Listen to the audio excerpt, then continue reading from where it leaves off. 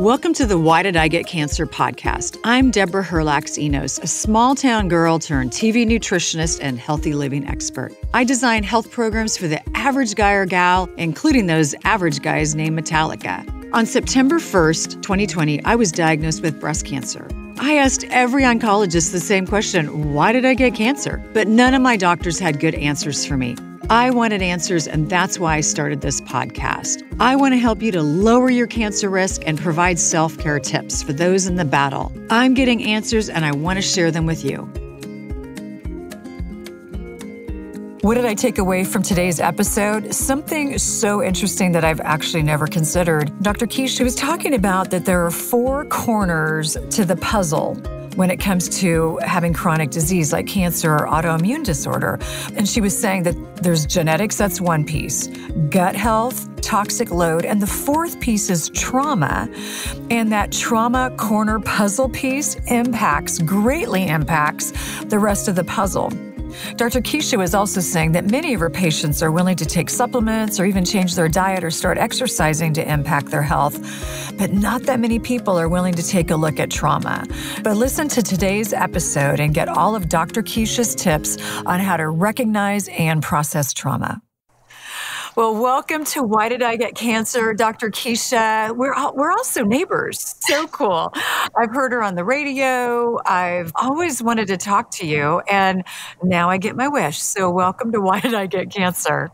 I'm so delighted to be here. Thank you so much. Well, we're just going to jump into the deep end, but I want to talk a little bit about your experience. You're board certified in functional medicine. You're an Ayurvedic, am I saying that correctly? Ayurvedic practitioner. You are. And really, you're a trauma expert, because when we don't process trauma, it's got to go somewhere, doesn't it? It does. It does go somewhere. Yes. Yeah. And sometimes it turns into a chronic disease. You also have, most of your practice is autoimmune disorder. Is that correct? It is. Yes. Yeah. Yes. So on your website, you call trauma the missing piece of the health puzzle.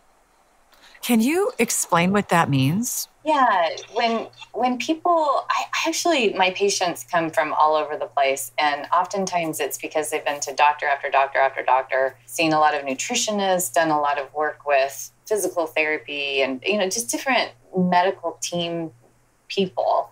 And by the time they reach us, sometimes they're pretty angry because they've spent a lot of time and effort and money out of pocket. And when they arrive and they read something of mine, they say, oh, like that part I haven't worked on. That's the part, right? This trauma piece. And it is such a big part of trauma is what influences how our genetics upregulate and express themselves. Trauma is the thing that sets up our nervous system patterning for how we perceive the world, which then sets up how our endocrine system or hormone relay system functions. So if we're constantly thinking of ourselves, our limbic system is on all the time, and we're wondering if we're safe or lovable or worthwhile, from these early trauma patterns, then that means that we're kind of like zebras being chased by a lion all the time, which we're not designed to do, right? You're not designed to be in that fight or flight or freeze state in perpetuity. It's supposed to be a very quick thing that happens to get you out of danger. And then once you get out of danger, you self-regulate and come back into what we call homeostasis or a balance. And so when we have trauma, then we often don't have the ability to have that resilience or flexibility that we can drop back into homeostasis. And so then that breaks down our gut lining, which makes us have what we call intestinal impermeability or leaky gut. So then makes us very sensitive to our environment and even intolerant to the things we eat, to the chemicals in the environment, to, it often makes us have poor boundaries with people in our environment and our own thoughts. Boundaries, I always say, need to be started from within with our own thoughts, right? I've had a bad day, so I'm going to have some Ben and Jerry's. I deserve it. That kind of thing is an example of a poor boundary with your own self. And so when we think of trauma in that way, it becomes a toxic burden. It's one of the reasons we hold on to our toxic burden of heavy metals in the environment, or molds, or viruses like Lyme and Epstein-Barr and COVID, herpes, some of the things that, will continue to stay in our bodies oftentimes is because of the environment that we've set up, the terrain that gets set up in this perfect apartment complex that comes from the biochemical responses from trauma. So I think about solving a puzzle, like each person is an individual puzzle. And the first book I wrote was called Solving the Autoimmune Puzzle. And I talk about solving the puzzle means that you need to, dump all the pieces out, turn them all over, and you're going to look for those four corner pieces to start anchoring in the frame of your puzzle before you start putting the middle in. And those four corner pieces, when we're talking about chronic illness, like cancer, are going to be like first, genetics, second, your gut health, and third, toxic burden, and fourth, trauma. And that trauma corner piece there, that missing piece, is the one that influences the other three greatly. So that's why I always think about it as sort of the unseen one, right? A lot of people are very willing to change their diets, take supplements, do some lifestyle changes, but they haven't understood the impact that their early childhood events have had on their current adult health. Oh my gosh. Okay, so Dr. Keesha, when you say it's the four corners of your puzzle, I've actually never considered that trauma could have any impact on my health other than maybe you have a bad dream about it, or, maybe you're harboring unforgiveness. And when you think about a person, you get irritated, angry, whatever, but it can impact your gut health, which, all health starts in the gut. Isn't that an old statement that really rings true? Oh my gosh. Okay. So how does somebody know? Because you talk a lot about childhood trauma. How do you know if you've been through a trauma? Maybe you were really young and don't have memories that you can actually verbalize? That's a really great question. And it's one I get asked a lot where, well, what if I don't remember my childhood is another question I get, Yeah, I've got gaps in my childhood and I don't know if I've had trauma. In 2013, I conducted a study called the Healing Unresolved Trauma Study, or HURT study. And from that came the HURT model. And in that model of trauma healing, the way that I talk about this is first you have, and everyone's had trauma. Let's just say that right there, right? Everyone's had trauma. And we can divide trauma up into a couple categories of what you could think of as capital T trauma, which are the things that you're pointing to and that a lot of people think about when they hear trauma. When we talk about domestic violence and sexual abuse and psychological abuse, emotional neglect, those are those capital T traumas. Lowercase t trauma is going to be the traumas that we have that are thousands of them by the time we come into adulthood. And then, these are the ones that tend to be unnoticed because we tend as humans to compare ourselves to other people, right? So, well, I didn't have that, so then that means I had a really good childhood. But, you're not actually judging whether or not you had a good or a bad childhood. Let's just take that off the table, because childhood is just one of those places where children don't have fully developed brains, first of all, until the age of 26. So the prefrontal cortex, which is in the front part of your skull, is the part that we call your executive function or adult brain. You don't actually have that online or fully developed until you're 26 years of age. So when you're young, when you're growing up, you're working with this, very much from the limbic system place. And you also are powerless. Like, think about it. Your locus of control, this is how we call it in psychology, is very much externalized. It means somebody's telling you what to wear, where to be, at what time, when to brush your teeth, and how to think, right? You're getting your values and your morals set up from your culture of origin. Like, all of this is being done while you're getting imprinted or acculturated when you're a child. You don't have autonomy and you don't have power. So when you think about this, you're going to have a lot of what are called naive experiences that you've had for the very first time. So as I'm 57, as I'm going through the aging process, I'm kind of fascinated with the idea that, as you age, you also are having last experiences, and you never know when they're hit, right? Like, this may be the last time that I do this. That's an interesting thing.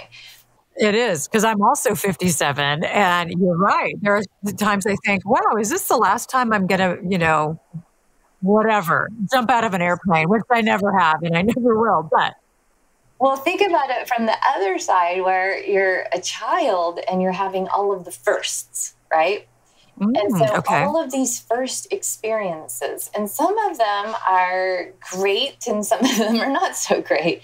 So an example of a lowercase t trauma could be something like, and maybe you've had this experience. I was a Navy brat, so I lived 21 places by the time I was 14 years old. And I was entering into school systems in the middle of the year all of the time, where kids already had their friend groups formed, right? And so, an experience of a lowercase t trauma is going to be just that. Like, where do I sit in the lunchroom? Right. That's very traumatic, right? Oh my gosh. And you had that over and 21 times. Over and right? over. Very traumatic. So sometimes when you're not sure where you fit in, because remember that as people, as humans, we're biologically wired to know that if we're put on the outside of the firelight circle of the tribe, then the saber-toothed tiger might eat us. And so that's a really important piece to understand. Anything that we feel rejected in, betrayed, not part of the crowd, not lovable, not worthwhile, all of these are lowercase t traumas. Well, something like, remember the presidential challenge in PE where you had to climb the rope? Okay. Yes. So like, you're standing in line waiting for your turn to climb that rope every year. And if you're somebody that can't climb the rope, then that's going to be traumatic. It's in front of everyone else, right? If you are in a spelling bee and you mess up the word that, you were supposed to spell, that can be traumatic. So if you expected that maybe in your family, intelligence or academics is very celebrated, and then you didn't get an A on a test, that can be traumatic. You didn't get picked for the ball team. You didn't get into the part in the play. Like, these are all those lowercase t traumas. Now, which we've all had. You're right. Right? You're right. Yeah, we've all had them. And so I remember doing therapy on a man that was working for a big software engineering company that will remain nameless. and he came in to see me, and he was in his early 40s, and he came in because he was having a problem with hyperhidrosis, which is sweating out his shirts in front of people at work. And he was really embarrassed by it. He would just sweat when he had to give a presentation. And he'd been to see doctors that had told him to go on beta blockers. Another one had given him Botox injections in his axillary sweat glands. He'd been given anti-anxiety medications. Nothing had worked. And then someone told him about me, and he came in. And it was so interesting because when I asked him, and this is where the hurt model comes in, we'll go through it. When I asked him what was the earliest time he remembered being embarrassed in front of people, it was a middle school experience where he was walking through the cafeteria with a tray of food, and he was walking past the table where the girl that he had a crush on was sitting, and he tripped and he fell, and the metal tray went clattering on the floor, food went flying, and the entire cafeteria erupted in laughter. Of course. Right? Of course. Right. Of course. And so in the hurt model, what will happen is you say, okay, so first there's this naive experience, something that you haven't experienced before. So he fell down in front of a whole group of people at the age of 13 and, embarrassed himself. So from that first experience, then comes a feeling. So first you have the experience, then you have the feeling, just right on the heels. And he had shame and embarrassment. But then you're going to have a place in your body that feeling is felt. Okay. So maybe in your gut or in your neck or your jaw or your heart center. And then you're going to have a nervous system response to the feeling. So if it's something like pain or hurt or sadness or anger or panic or shame or embarrassment like that, public shaming, then it's going to be a fast sympathetic overload of fight, flight, freeze. And remember, children don't have autonomy and power. It's always going to be freeze. So he froze, right? And here's that heart rate going and blood pressure's up. And And so from that nervous system response, then comes a meaning really fast that you put to it. Because we're always trying to create, like what happened? How do I not have this happen again? Right. What does it mean about me? And because we are in the narcissistic state of life before 26 years old, we're very self-oriented because we're trying to stay alive. We're trying to figure out how to be big people in a world, as little people. Right, when we have no power. Right. We have no power. So it's going to always be self-absorbed, right? It's about me. So he falls down, he has that response. And then the meaning that he made up is, I'm an idiot. I can't be trusted in front of people. That becomes his belief. And then you're going to have, and this is key about the question about what if you don't remember? Okay, so long explanation. But the key is you then create an adaptive behavior to match the meaning and belief you just created. The adaptive behavior is going to be what the wise mind of the child at that time thinks is the best thing to do. And it is in that moment, but not necessarily in adulthood. So for him, it was, I'm never getting in front of a group of people again. Right, because he was trying to basically self-protect. Of course. He never went into another cafeteria all the way through college, high school, grad school. And even at his work on campus, he didn't go into cafeterias. Really? He always brought his food with him, ate in the library. And so invisibility was his adaptive response.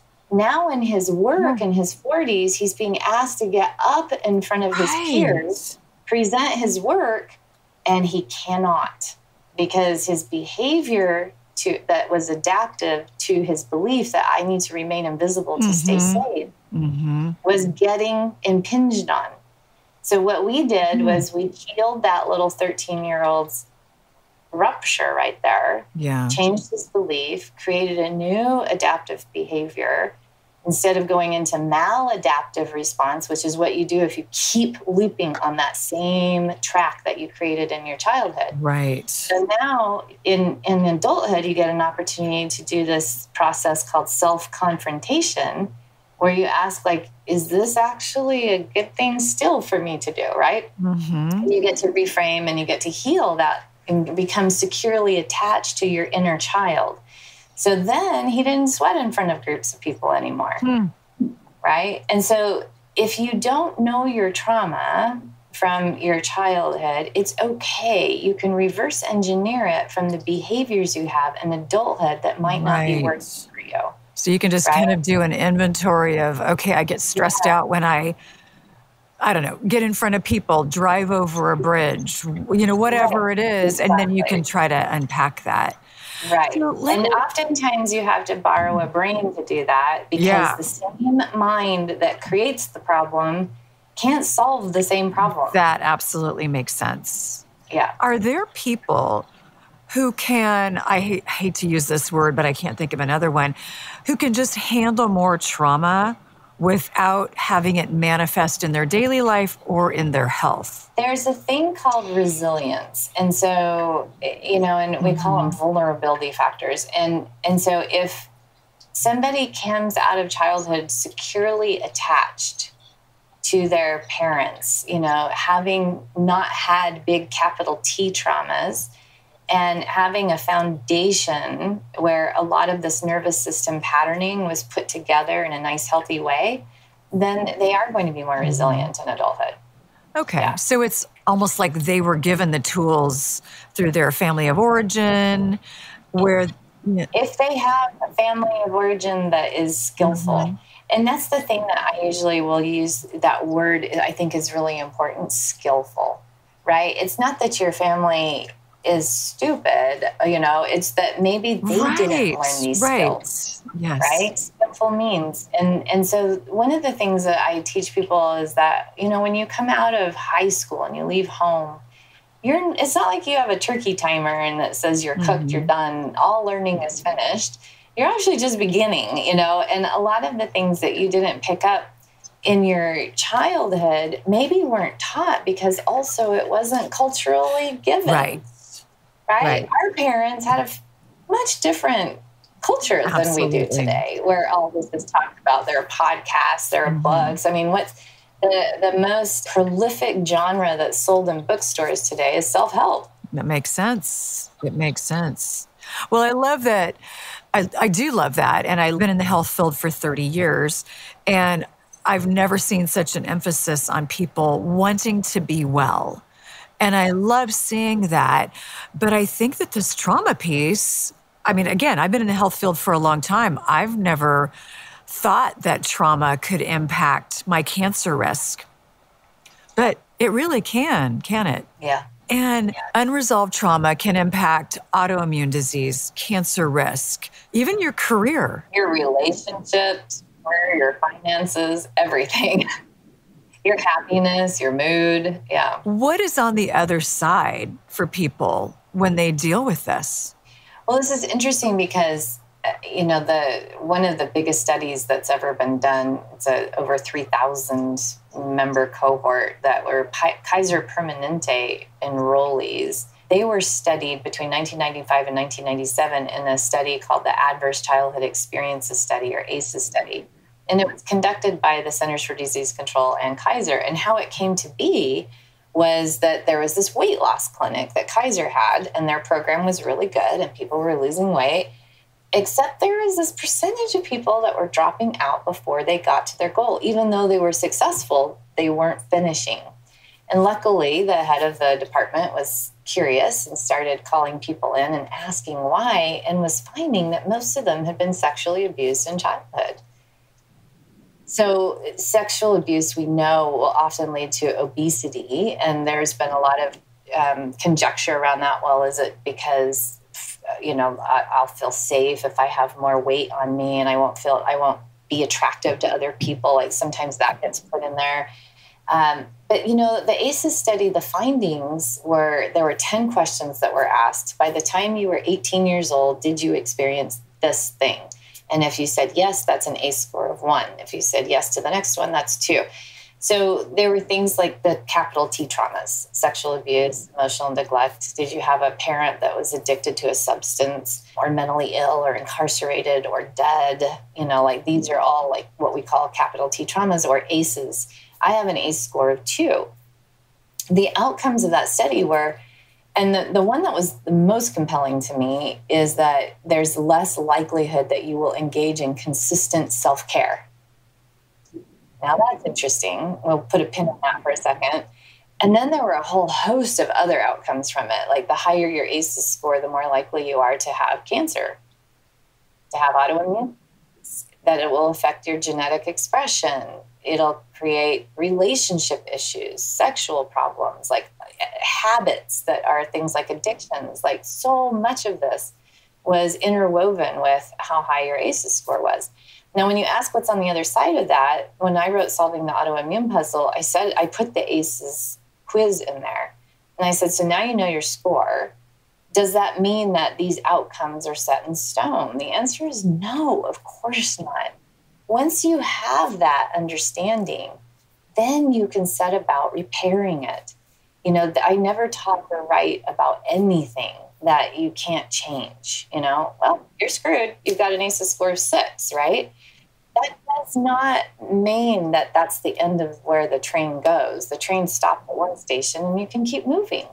So what's on the other side is the willingness, and this is the part of the hurt model that I told you, it bifurcates. First, you have this first experience that sets up your nervous system patterning, your meanings and beliefs, and your adaptive behavior responses. But then, there's a bifurcation in the model where if you go over to the left, you keep doing what you've always done. That leads to disease. And that is, what's included in that is an unwillingness to self-confront. On the right-hand side, if you want to move into adaptive memory processing and really digest this so that you get the wisdom from it and you let the rest go, that requires willingness to self-confront. And so what's on the other side is if you're willing to really take this on, and this is my personal story, I was sexually abused when I was 10. Mm-hmm. And then when I was 30, I was diagnosed with rheumatoid arthritis. Mm-hmm. And I was given a couple of prescriptions like everyone, like methotrexate and a non-steroidal anti-inflammatory drug, and told it was genetic and I couldn't do anything about it except take the medications because my grandfather had RA. And I just remember sitting with that and going, I wonder if that's true that I can't do anything but take these meds. And so I started doing some searching, and I found a compelling article on yoga and autoimmunity. Went to my first yoga class. The yoga teacher talked about this word Ayurveda. Ayurveda, you mentioned in my bio, is the sister science of yoga. It's a 10,000-year-old framework of medicine that says we're not all the same. You know, there's not one diet that's right for every single person. Right. There's not one sleeping pattern that's right for every single person. And autoimmunity and cancer are undigested anger. Really? Now, that sat me back on my heels because I remember thinking, but I'm not an angry person. And then thinking shortly after that thought, well, maybe that's the problem. Maybe the fact that I put on shoes and go running every single time I have a feeling is maybe a problem, you know, that I'm not actually digesting. Right. I'm burning it off. And so that was a really interesting wake-up call for me that led me into what I do today by really sitting still, learning how to meditate and saying, I wonder why I have this autoimmune disease. Like, autoimmune means I'm killing myself. When was the first time I wanted to die? And really like sitting with that as an interesting question, because I didn't want to die at the time that I had RA. I had 4 small children I was raising. I loved my life, and you know, I everything was great, but I was a perfectionist. I was a people pleaser, and I pushed myself harder than I've ever seen anyone push themselves. Yep. And I got sick. And so in that meditation, I started realizing, I wonder if I did want to die at some point. And I started going backwards in my memory, and I came up with that 10-year-old little girl who was being sexually abused by the vice principal of the elementary school I was in. And I thought, oh, she did want off the planet. No one was listening when she told, you know, I tried to tell my mom and tell my dad was out to sea and tried to tell a couple teachers, but I obviously wasn't saying the right words in the right way. Nobody saw you. No one could hear me. Yeah. And so I thought this must be connected, you know, right? This idea that I wanted off the planet, then I was talking to angels, and now I was a very mystic little child. And then this disease process 20 years later, and it turns out the ACEs study says, yes, that's accurate, right? That is exactly what happens. And so what's on the other side is this freedom. It's freedom from the nervous system reactivity and perception pathways that you've set up. So there's a real big love affair right now in the vagus nerve, like, vagus nerve stimulators, all this technology that you can do. Work on your vagal tone, yes. Yeah, and that's wonderful. And it's also, again, a little bit of a sideshow, you know, because underneath that, what sets your nervous system off in the first place is what needs to be confronted, right? You can't just go to your vagus nerve after it's like eating a Snickers bar and taking insulin. That's not a healthy way of managing diabetes. It is not a healthy way. Yes. And so this is not a healthy way of managing trauma either. And so what's on the other side, if you're really willing to go into that place where you go, oh, I really want to meet with this part of me that made these beliefs and these behaviors, put them together and created a pattern. And I want to heal that one. And I want to have a secure attachment to my inner child, right? So we talk about attachment disorders to parents. But actually, when you get into adulthood, your work is to become bonded to your own self and not expect everyone outside of you to meet your needs, to soothe you, to pay attention. A lot of people that get chronic illnesses are highly sensitive people. They're empaths, they're intuitives.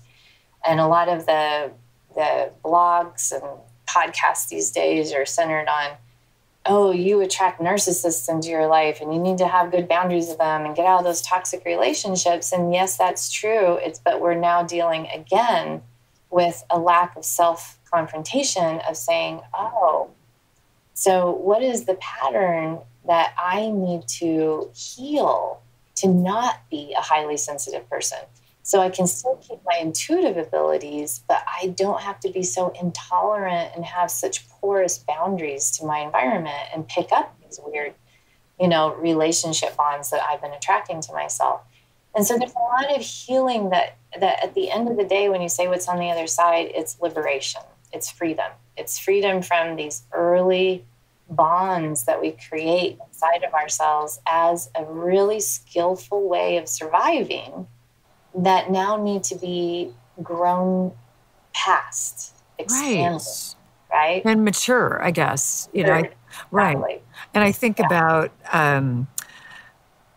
before cancer, I was an epic people pleaser and highly sensitive person. Yeah, there you go. And post-cancer, I'm a completely different person in that way. And I look back and I can actually now say, I am so grateful for cancer. Yes. Because it was the trigger that I needed to make some changes, to take a look at my life, my interactions, my relationships, and, just my pattern. Yes. And change that. And of course, that didn't happen overnight. And that's not what you're talking about here. No. What you're talking about is take a look, what's not working for you? Where do things seem to fall apart? And I'm not an expert, but I'll throw this out. If you see there's places in your life where things are falling apart, you probably need to push the pause button and take a deeper dive as to what's going on there. Exactly. I mean, I got breast cancer 10 years after I reversed my rheumatoid arthritis, which I was able to do in 6 months. I never took those meds and it's never been back again. Right? Oh my gosh, that's and amazing. Then I was diagnosed with cancer 10 years later after my son, who had come home from college, sat me down and told me that our neighbor boy had sexually abused both of my sons in their childhood. My gosh. I mean, you can't even imagine the level of despair and devastation and shame that I had for letting that happen on my watch. I was diagnosed with cancer 4 months later. And when I saw the tumor on the ultrasound, I was like, I know where that came from. And I knew what it was. It was self-loathing, self-hatred, self-recrimination. And I knew what I had to do. I said, give me a month and then I'll be back. And I did this intense trauma work of self-forgiveness. And Deborah, I can't even tell you how much I did not want to forgive that 40-year-old version, well, she was in her 30s when it happened, but of me. And, and it is a form of abuse to say at the age of whatever you are, like if I were to take my 57-year-old self, look at my 30-year-old self and judge her for choices that she made, that's abusive because you're doing it with information that one didn't have, right? It took me it was awful. But I finally got through and I did it and I finally could forgive myself and my tumor went away. Oh my gosh. That's a miracle story. It is. But it was so clear what it was from. I mean, I could see it pulsating. It was right over my heart. I knew it was like, I was so angry with that woman who had let that happen to her children and hadn't protected them in the way that she had wanted to be protected and I'd let the same thing happen. And so I can't even tell you how hard it was. And when I finally was able to forgive myself, which my children forgave me pretty rapidly. Mm-hmm. It was you forgiving. It was me forgiving. So that's the hardest work I've ever done. So much easier for me to forgive the vice principal who molested me, but not myself, right? And so that is another thing that a lot of cancer is made from, is resentment, loathing, hatred, a lack of forgiveness. And so that's a big piece in my doctoral work. In the study I did, forgiveness was one of the interventions that, and there's certain, I'm kind of a forgiveness expert now, but there are certain personality types that are less willing to forgive. There are all these different barriers we have to forgiveness. We get confused about what forgiveness actually is. It doesn't mean it's reconciliation. Forgiveness and reconciliation are not the same. That's right. And you have to engage in forgiveness if you're going to get well. because resentment is the most toxic chemical that is manufactured on this planet, and it is not made by some corporation dumping it in the air, water, and soil. It's made by us. Yeah, and I talk about that a lot on this podcast, that I really battled unforgiveness in my life. And I had to do a lot of self-reflection after my diagnosis, and I knew that I couldn't, this is not my quote, but I knew I couldn't heal in the same environment that made me sick. Yes. So I had to really clean things up. Yeah. Oh, yeah. Mastectomy is so much easier than doing that. It was honestly easier probably to get a mastectomy than to actually think, okay, here's my list of people I need to forgive, and I'm at the top of the list. So much easier. Yeah, they gave me drugs. I was fine, but to do the harder work of contemplation and action is tough. Right? It did the trick for me. I didn't have to take anything. I didn't have to have a surgery. I didn't have to do any of that stuff. I mean, it was that powerful. It was that powerful. And I'm not saying the rewards that is huge. What will happen with every single person. That is not true. Everyone's a puzzle. You're all unique. But that happened to just glare at me from that ultrasound. I knew, like, it just spoke. So, Dr. Keesha, this was an incredible amount to unpack today. So what I'm going to do is have a lot of information in today's show notes, because people need to know that there's a place that they can start. And it sounds like again, there's a lot to look at here, but where would be the best place for people to start? I'll send over a PDF that I put together, and it's a really nice thing for people to, as you said, you have to digest this at your own pace, and it's a lot of information, and have a lot of patience and grace and compassion for your process, because no one ever gets cancer overnight, and it doesn't reverse itself overnight either. There's a whole process that needs to happen, and that digestion, that's the thing, right? And I love that term from Ayurvedic medicine. That's the voice from 10,000 years ago. I think it's so wise. We don't think about having to digest our memories and our emotions and our thoughts and our feelings, but we do. Yeah. Yeah. And when we're digesting an apple, we're taking the nutrients and we're letting go of the stuff that we don't need. And it's the same with all of these experiences we've had. It's not meant to lock you into a victim mode. It's meant to say, okay, how do I digest this so I get the nourishment from it and let go of what I don't need anymore? Exactly. And then I can move forward in, I love this word you use, liberation. Yeah. Move forward in liberation. And in my experience, I now walk in freedom. And it is a beautiful way to live your life. Sure is. Amen. Amen back at you. Well, Dr. Keesha, I've had my eyes open today, and I've been moving through this process just kind of on my own, but I feel like I got some great confirmation from you today. So thank you so much for coming on the podcast. Oh, thanks for having me. It was just really an honor. Oh, thank you so much.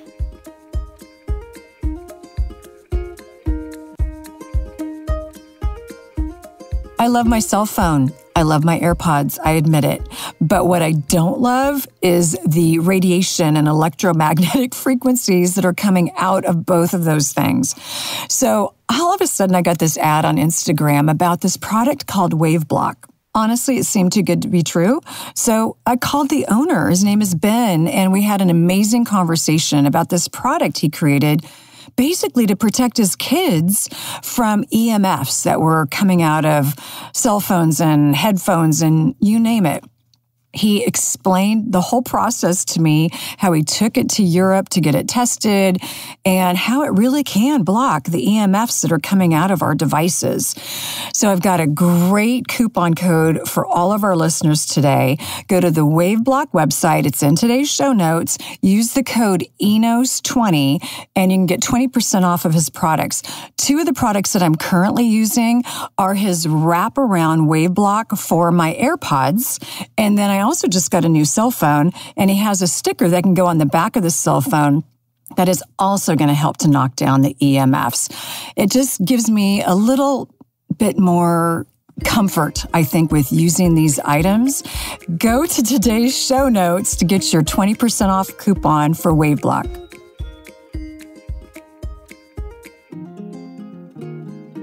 Thank you for joining me today on the Why Did I Get Cancer podcast. I've got my shopping guide for all of my cancer self-care items in the show notes, along with information about today's guest and our show sponsors. And don't forget to subscribe to my podcast so you never miss an episode.